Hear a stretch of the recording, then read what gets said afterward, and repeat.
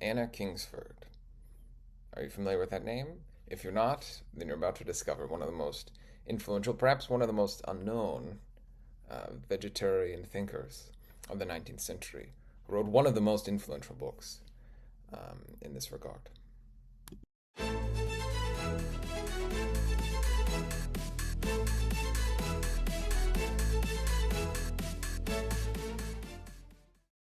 Hello, everyone. Welcome back to Threpticon. Today we're going to talk about Anna Kingsford, who is one of the major figures in the history of vegetarianism, one of the precursors to the figures of veganism, who had a brief but very influential life. She was born Anna Bolus, therefore Kingsford was her married name, in 1846 in London. She was known as an anti-vivisectionist and a women's rights advocate. She also became a medical doctor in a time when it was not as common for women to become medical doctors. She graduated from the University of Paris. She was very interested in religious thought. At one time, she was interested in theosophy, and then she became a Catholic convert, even though her husband was an Anglican minister. She wrote The Perfect Way in Diet, and that's her book explaining sort of the universal reasons to be a vegetarian. And she died in 1888, tragically at a young age from tuberculosis. So let's take a look at this book, The Perfect Way in Diet. It was originally written as her doctoral thesis at the University of Paris, De l'alimentation végétale chez l'homme.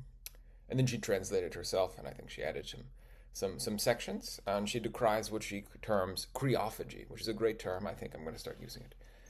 Kreos, from the Greek for meat, right? Flesh. I think the origin of the word creatine, something like that. So kreophagy, one who eats flesh, flesh eater.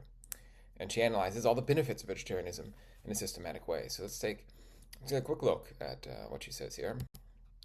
Her first main reason is medical in nature, comparative anatomy. She concludes, after describing different animals and their digestive apparata, she concludes, man, in this respect, also resembles the fruit and herb eaters, like something like an orangutan. And then she does a tour of civilizations. She talks about basically all the peasantry of the earth, the hardworking agricultural laborers who eat primarily plant foods and are extremely vigorous, healthy, hardworking. And for example, Egypt, she cites Egypt, about this traveler who describes the Egyptian fellah, or peasant, who says his living expenses are miraculously small. Bread and vegetables are his food, Nile water his drink. In Egypt, says another writer, the diet of the peasantry and laboring people is much the same as in China. They use fish as a kind of relish or condiment, but their nourishment is derived from vegetable substances. Their food chiefly consists of coarse bread made of wheat, millet, or maize, together with cucumbers, melons, gourds, onions, leeks, beans, etc., etc.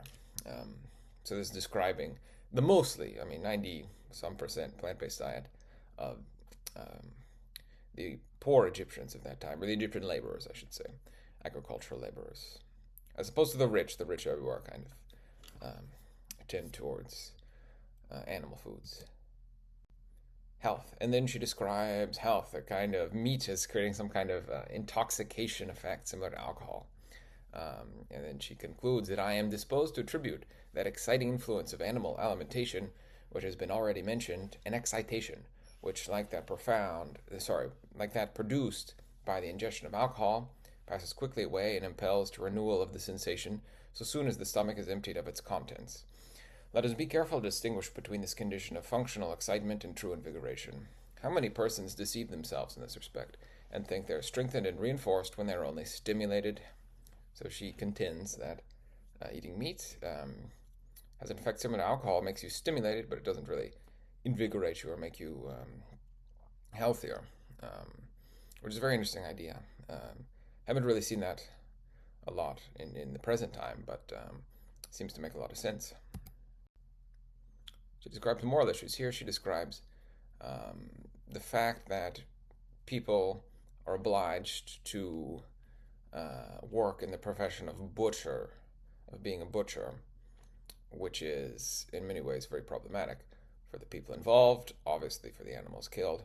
And here we come face to face with a momentous question, supremely interesting from the point of view of human rights.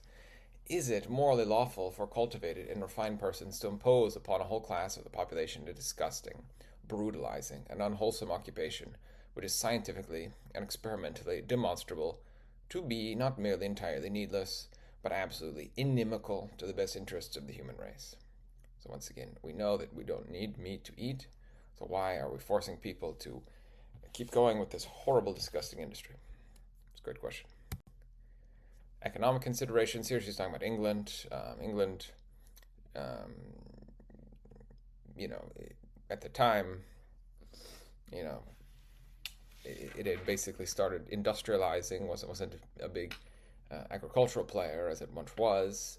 But many of the soils even aren't adapted to agriculture. She says many clay soils, which are not remunerative under a corn crop, here meaning grain, in British English they called corn, would be useful to their owners and valuable to the country if planted with apple, pear, or plum trees, saying that fruit and garden cultivation is much better and can feed more people. She decries the cruelty of the fur trade, saying, "Man desires hides, horns, feathers, ivory, and considers himself fully justified in satisfying these desires, however extreme or whimsical, by the destruction of life," which is very preoccupying indeed. I think we can all kind of intuit that fur is a horrible, awful thing.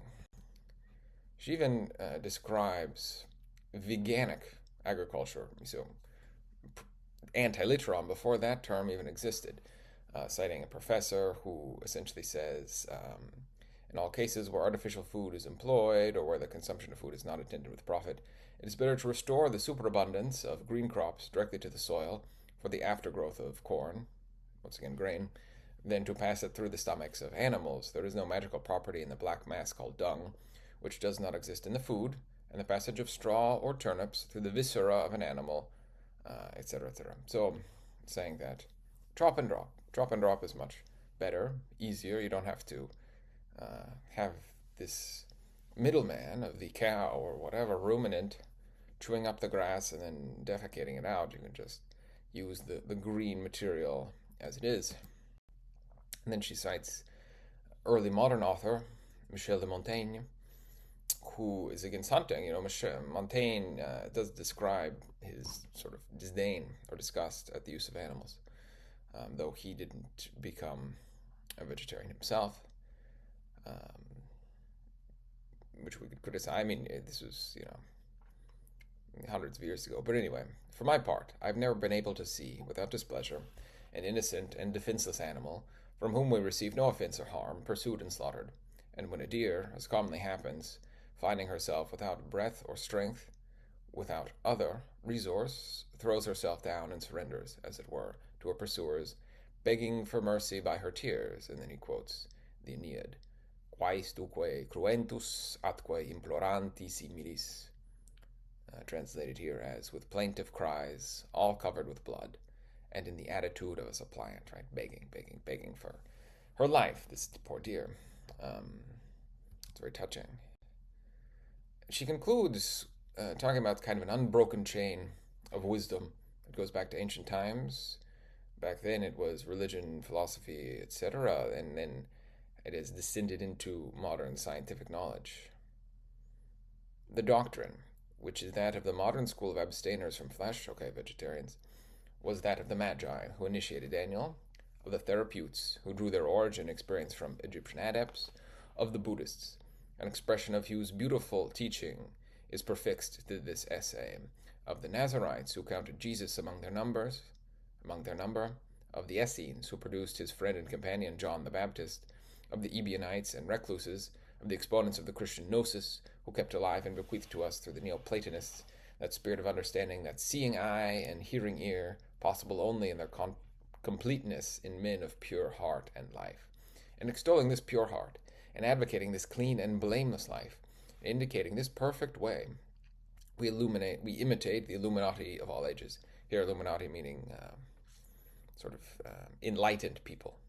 We could probably call it that. May those who are as yet unable wholly to endorse their practices and ours, pardon at least the love which inspires a project of emancipation from the tyranny of disease, luxury, injustice, poverty, and melancholy, which under the present system have attained such a height as to render existence well nigh unsupportable. So, concluding with this idea of this world weariness due to all the disease, death, destruction, sadness that this horrible industrial agriculture system has put to light. I mean, she's writing in the latter half of the 19th century, a world very, very similar to ours. But even that said, way back when, the ancient people, magi, therapeutes, whoever they were, realized that animal sacrifice and animal killing was also highly offensive and cruel. Anyhow, very fascinating text, The Perfect Way in Diet. So I want to talk about the meaning of this title, The Perfect Way. What is the meaning of the perfect way? Do you believe that there's one perfect way? To me, it's very convincing what she says. I mean, the perfect way, there may not be perfect ways and everything, but not eating animals, I think, just can only bring benefits and cannot harm, I don't think. But that's my opinion. Anyway, with that, I'll conclude. Thank you very much, and I'll see you again next time.